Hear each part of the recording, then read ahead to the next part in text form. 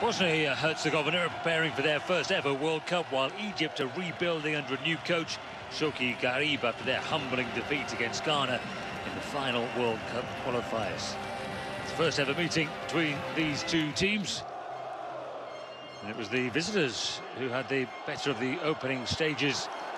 This is their first clear chance. Mohamed Salah releasing Ahmed Fatih. It's an effort that went over the bar. Salah hasn't seen an awful lot of football since moving to Chelsea. Very much changed Egypt team with some of their big names gone. 9 new caps included in this lineup. Ahmed Fatih almost had another decent situation.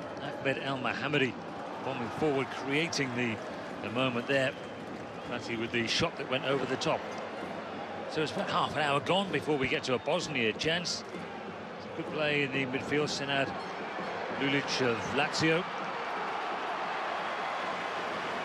Crowd excited, and Bosnians amongst them anyway. This was a nice play again. Dzeko and Lulic both involved. It's Haris Medunjanin who has the final ball through to Lulic. Sam El Hadari manages to block the shot. So we're still waiting for the first goal into the second half. And Egypt's again creating the better chances. Worrying really for Bosnia as they're going to the World Cup and Egypt aren't. It was Guerra who went through, one of the experienced players who is still in the Egyptian setup, Al Akli striker. Bob Bradley was the coach of Egypt who failed to get them to the World Cup. Difficult circumstances. There was a suspension of domestic football in Egypt. They didn't really organise good enough friendly matches.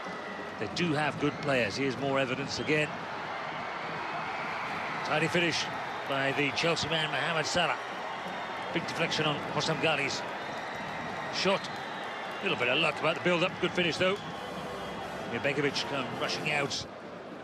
It was 2-0 to the team not going to the World Cup. They didn't really ever find their rhythm. A long-range effort there by Izet Hayrovic.